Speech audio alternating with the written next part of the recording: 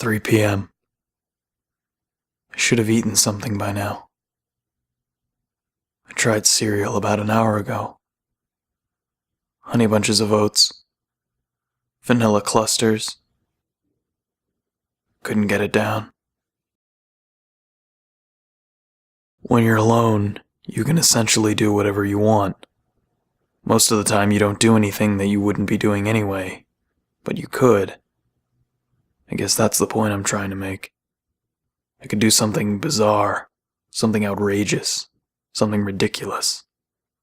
I could pour hot chocolate down the front of my pants. I probably won't, though. I'm too afraid. The world is moving so fast, but I feel like I've slowed to a crawl. I'm constantly off balance, off guard, and it seems like everyone's against me. It's like trying to walk down an up escalator, wearing roller skates, and there's a guy at the bottom calling me a cunt every 5 minutes. I find myself longing all the time. Longing for things that are familiar to me. Things that make sense. My friends. My home. Ask Jeeves. What happened to Ask Jeeves? It seemed like such a good idea. Oh well.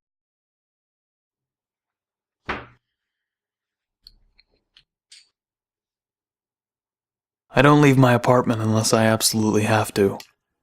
And I find myself drinking so often that I quickly run out of suitable mixers. Since my accident, I haven't been able to drink alcohol straight.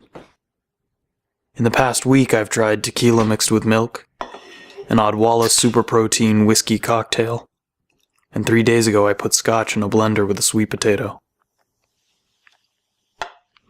I went shopping that evening.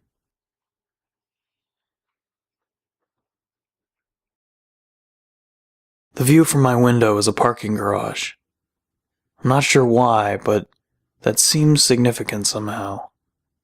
Out the window of my last apartment you could see 3 shops, a Dunkin' Donuts, a McDonald's, and some shitty Thai food place that didn't seem to have a name, but whose logo looked remarkably like one man shoving a kebab up another man's ass. And the second man was wearing a cowboy hat. I often wonder about the significance of the parking garage. I get dressed. I wait. I drink. I wait. I smoke. I wait. The waiting wouldn't be so bad, except I don't even really know what I'm waiting for. Unless I ordered delivery. In which case I'm usually waiting for Cinesticks.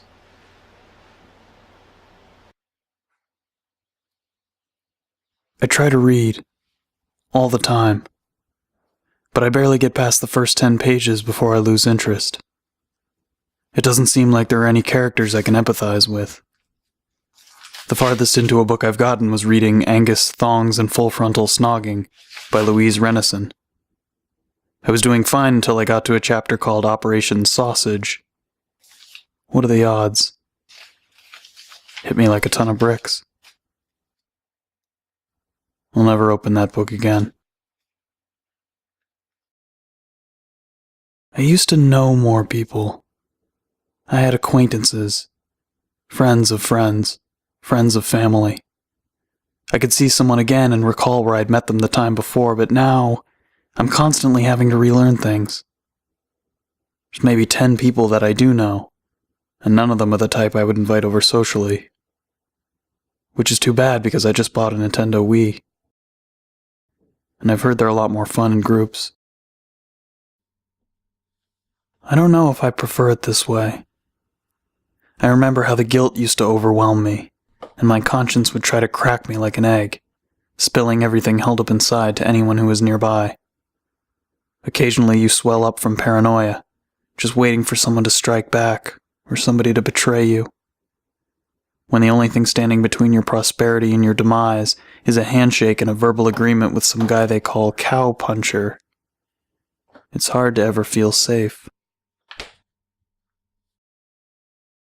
When I was little, I remember a teacher I had asked me to make a list of all the things I wanted to accomplish in my life. I can't remember exactly what was on it, but if I had to bet, I'd say I haven't done a single one.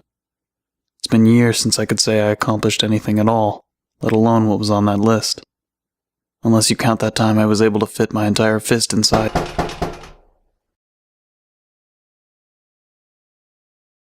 Nobody should be knocking on my door. Who could possibly want to see me?